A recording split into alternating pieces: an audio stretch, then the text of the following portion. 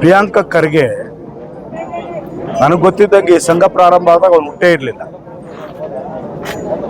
ಅವ್ರ ತಂದೆನ ಕೇಳಬೇಕು, ಈ ಸಂಘ ಹೆಂಗೆ ಪ್ರಾರಂಭ ಆಯಿತು, ನೀವು ಯಾಕೆ ಹೋಗಿದ್ರಿ? ಆಮೇಲೆ ಈಗೇನು ಅವರಿದ್ದಾರೆ ಪಕ್ಷ ಸಾಕಷ್ಟು ಬಾರಿ ನಿಷೇಧನ ಏರಿಸಿತ್ತು, ನ್ಯಾಯಾಲಯ ಚುಮಾರಿ ಹಾಕಿದ್ರು.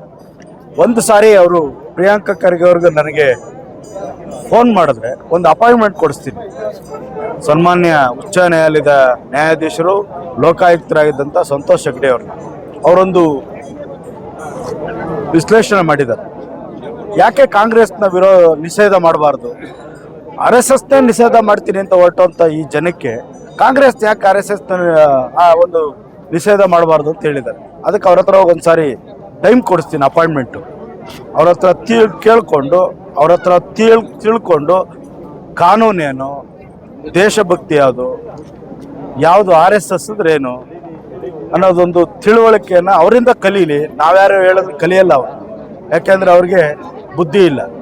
ಆ ಬುದ್ಧಿ ಯಾವಾಗ ಅಂದರೆ 28ರಲ್ಲಿ ಅವ್ರ ಮನೆಗೆ ಹೋಯ್ತಾರಲ್ಲ ಅವತ್ತು ಗೊತ್ತಾಗ್ತದೆ ನಾನು RSSನ ಯಾಕೆ ನಾನು ನಿಷೇಧ ಮಾಡಬೇಕು ಅಂತ. ಒಂದು ಪತ್ರ, ಅದು ಪತ್ರ ಏನು ಅವನ ಮನೆಯಿಂದ ಟೈಪ್ ಮಾಡಿದ್ದಲ್ಲ, ಅವ್ನ ಸ್ವಂತ ಜೋಬಿಂದ 500-100 ರೂಪಾಯಿ ಖರ್ಚು ಮಾಡಿ ಲೆಟ್ರ್ ಟೈಪ್ ಮಾಡಿದ್ರೆ ಗೊತ್ತಾಗಿರೋದು 100 ರೂಪಾಯಿ ಖರ್ಚಾಯಿತು ಅಂತ.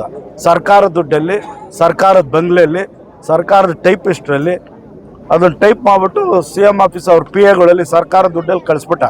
ಆದರೆ ಇವತ್ತು ಹೇಳ್ತೀನಿ, ಪ್ರಿಯಾಂಕಾ ಖರ್ಗೆ ಅವರೇ, ನಿಮ್ಮ ಯೋಗ್ಯತೆಗೆ, ನಿಮ್ಮ ಘನತೆಗೆ, ನಿಮ್ಮ ತಂದೆಯವರ ಸ್ಥಾನ ನೀವು ಉಳಿಸ್ಕೊಳ್ಳೋಕ್ಕಾಗಲ್ಲ.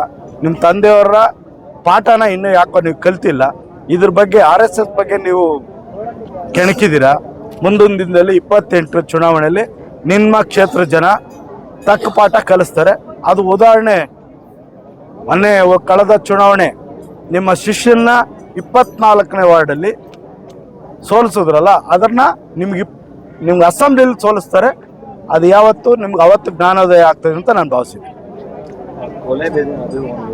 ಕರೆ ಮಾಡಿ ಅವ್ರಿಗೆ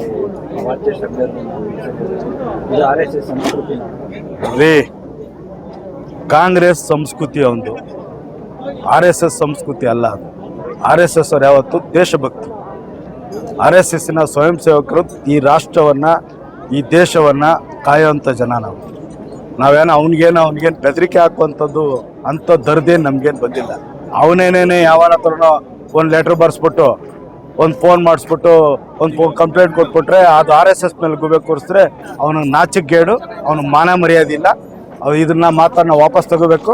ಈಗಲಾದರೂ ಕ್ಷಮ ಕೇಳಿ ಅವ್ರ ತಂದೆ ಹತ್ರ ಹೋಗಿ ಬುದ್ಧಿ ಕಲ್ತು RSS ಬಗ್ಗೆ ಗೌರವವನ್ನು ಕೊಡೋದನ್ನ ಕಲ್ತ್ಕೊಳ್ಳಿ ಅಂತ ನಾನು ಭಾವಿಸಿದ್ದೀನಿ. ಇವೆಲ್ಲ ಈ ಉಡಾಪೆ ಗಿಡಾಪೆ ಇವೆಲ್ಲ ಬ್ಲ್ಯಾಕ್ ಮೇನು, ಇದೆಲ್ಲ ಒಂದು ಶೋ, ಅಂದರೆ ಮಾರ್ಕೆಟ್ ರೈಸ್ ಮಾಡ್ಕೊಳ್ಳೋದು ಬೇಡ. RSSನ ಕೆಣಕಿ ಒಂದು RSS ಅವ್ರು ಬೆದರಿಕೆ ಹಾಕೋದು, ಬೆದರಿಕೆ ನೀವು ನಿಮ್ಮ ಬೆದರಿಕೆಗೆ ನೀವೇನೋ ಆದೇಶ ಮಾಡಿದಿರಲ್ಲ, ತಾಕತ್ತಿದ್ರೆ ಈಗ ಬಂದು ಈ ಒಂದು ಪ್ರೊಸೆಷನ್ನ ಇಲ್ಲಿ ತಡೆಯೋಕ್ಕೆ ನಿಮ್ಮ ಪೊಲೀಸ್ ಅಧಿಕಾರಿಗಳು ಹೇಳಿ, ನಿಮ್ಮ ಜಿಲ್ಲಾಡಳಿತ ಅಧಿಕಾರಿಗಳು ಹೇಳಿ, ಧೈರ್ಯ ಇದ್ದರೆ, ನಿಮ್ಮ ಸರ್ಕಾರಕ್ಕೆ ತಾಕತ್ತಿದ್ರೆ, ಕಾಂಗ್ರೆಸ್ಗೆ ನಿಮ್ಗೇನಾದರೂ ಮಾನ ಮರ್ಯಾದೆ ಇದ್ದರೆ ಇಲ್ಲಿ ನಿಲ್ಸಕ್ಕೆ ಹೇಳಿ ಬಂದು. ಈಗ ಆದೇಶ ಮಾಡಲಿ ಅವರು, ಈಗ ಆದೇಶ ಮಾಡೋರಲ್ಲ, ಇವತ್ತು ನಿಲ್ಸಕ್ಕೆ ಹೇಳಿ ಅವರು. ಆಮೇಲೆ ಏನು ಅಂತ ಅವ್ರು ನೋಡ್ಕೊಳ್ಳಿ. ಎಲ್ಲ ಬೆದರಿಕೆ ನಮ್ಮ ಸಂಸ್ಕೃತಿ ಅಲ್ಲ. ಕೊಲೆ ಬೆದರಿಕೆ ನಿಮ್ಮ ಸಂಸ್ಕೃತಿ. ನಾವು ಯಾವತ್ತು RSS ಇತಿಹಾಸದಲ್ಲಿ ಯಾರನ್ನ ನಮ್ಮ ಕಾರ್ಯಕರ್ತರನ್ನ ನೀವು ಮರ್ಡರ್ ಮಾಡಿಸಿದ್ದೀರಿ? ಮಂಗಳೂರಲ್ಲಿ ಎಷ್ಟು ಜನ ಮಾಡಿಸಿದ್ದೀರ ಅಂತ ಗೊತ್ತಿದೆ, ಪುತ್ತೂರಲ್ಲಿ ಏನಾಗಿದೆ ಅಂತ ಗೊತ್ತಿದೆ. ಬೇಡ ಇವೆಲ್ಲ ಯಾಕೆ, ನೀವು ನಿಮ್ಮ ಕರ್ಮನ ನೀವು ಯಾಕೆ ಜಾಲಾಡಿಸ್ಕೊತೀರ? ಇನ್ನೇನು ಕಾಂಗ್ರೆಸ್ಸು ಅವನತಿ ಸ್ಥಾನದಲ್ಲಿ ಬರ್ತಾ ಇದೆ. ಇನ್ನು 2 ವರ್ಷದಲ್ಲಿ 136 ಇದ್ದು 36ಕ್ಕೆ ಬಂದರೂ ಆಶ್ಚರ್ಯ ಎಲ್ಲ, ಬರೆದಿಟ್ಕೊಳ್ಳಿ ಇವತ್ತು.